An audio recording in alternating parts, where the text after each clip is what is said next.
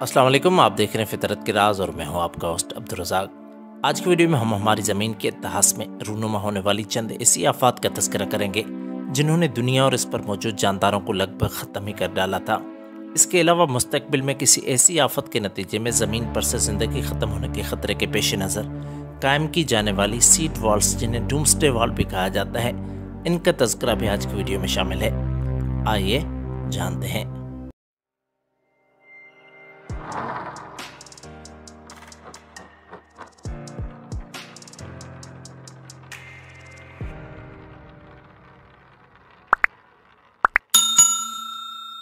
The Permian Triassic extension event.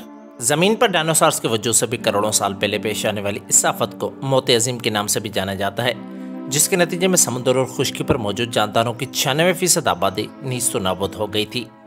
आतिशफशाओं के फटने के नतीजे में वजूद में आने वाली जहरीली गैसें इसकी बुनियादी वजह बनी, जिन्होंने न सिर्फ रूए अर्ज के दर्जे हरारत को हद से ज़्यादा बढ़ा दिया, बल्कि ये माहौल में कार्बन डाइऑक्साइड की ज्यादती का सबब भी बनी। इसका नतीजा ये निकला कि समुद्रों के पानी में ऑक्सीजन 80% कम और खुश्की पर रोशनाई तरकीब यानी फोटोसिंथेसिस का अमल तकरीबन ख़त्म ही हो गया था। इस आफत के नतीजे में ज़मीन पर माहौल को दोबारा से साजगार होने यानी जीवन लायक बनने में लाखों साल का वक्त लग गया।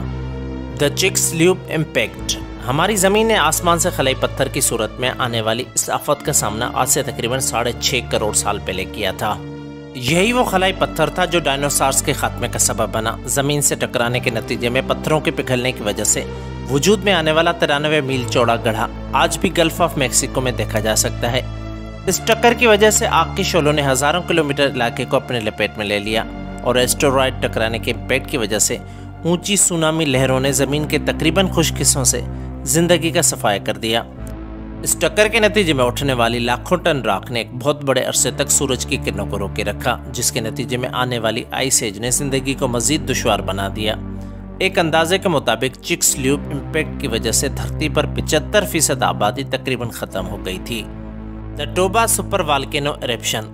आज से तकरीबन 75,000 साल पहले इंडोनेशिया के मकाम समाट्रा में टोबा नामी सुपर वॉल्केनो के फटने की वजह से उठने वाली राख ने कई सालों तक सूरज की किरणों को रोके रखा और दुनिया भर में सर्दियों के मौसम मुसलसल 10 सालों तक जारी रही, जिसके नतीजे में जानवर और प्लांट्स की कई प्रजातियां सिफाय हस्ती से ही मिट गईं। इस आतिशफशा की शिद्दत का अंदाज़ा इस बात से लगाया जा सकता है कि सन 1815 में इंडोनेशिया में ही माउंट तेम्बूरा नामी वॉल्केनो के फटने की वजह से दुनिया भर में डायरेक्टली या इनडायरेक्टली तकरीबन 2.5 लाख अफराद हलाक हुए थे। इस आतिशफशा के फटने की वजह से उठने वाली राख ने भी कई महीनों तक सूरज की किरणों को रोके रखा, जिसकी वजह से पूरा साल सर्दियां पड़ती रही। यही वजह है कि इस साल को the year without summer season कहा जाता है, जिसके नतीजे में पड़ने वाली कहत साली रिकॉर्डेड हिस्ट्री में सबसे बड़ी कहत साली मानी जाती है। मगर माउंट तेम्बूरा इरप्शन तोबा आतिशफशा के मुकाबले में सिर्फ 12वें हिस्से के बराबर ही था। रूस पर एटमी हमले का गलत अलार्म। ये 26 सितंबर सन 1983 का दिन था जब रूसी ओको नामी न्यूक्लियर कमांड सेंटर पर तैनात स्टैनिस्लाव पेट्रोव नामी लेफ्टिनेंट कर्नल ने कंप्यूटर पर अमेरिका की तरफ से दागे गए 6 एटमी मिसाइलों को रूस की तरफ बढ़ते देखा। उसे ये अलार्म देखते ही वार्निंग जारी करनी थी, जिसके जवाब में रूसी स्टैंड बाय न्यूक्लियर मिसाइल्स भी छोड़े जाने थे। यूं रूस और अमेरिका और इसके इत्तेहादी नेटो अफवाद के बीच न खत्म होने वाली एटमी जंग छिड़ जाती, जिससे दुनिया पर ना तो कोई घास उग पाती और ना ही कोई परिंद चहक पाता। मगर पेट्रोव ने अमेरिकी मिसाइलों को रूस की तरफ बढ़ती वार्निंग देखने के बावजूद भी रूसी मिलिट्री प्रोटोकॉल के बरक्स अपने दिल की सुनी और अलार्म नहीं बजाया। उसका दिल मान रहा था कि जरूर ये किसी टेक्निकल एरर की वजह से बज रहा एक गलत अलार्म है। इसके बाद इस पर की जाने वाली तहकीक की रोशनी में ये वजह हुआ कि वाकई में पेट्रोव को दिखाई देने वाला अलार्म का वाकया रूसी सैटेलाइट वार्निंग सिस्टम में तकनीकी गलती की वजह से पेश आया था।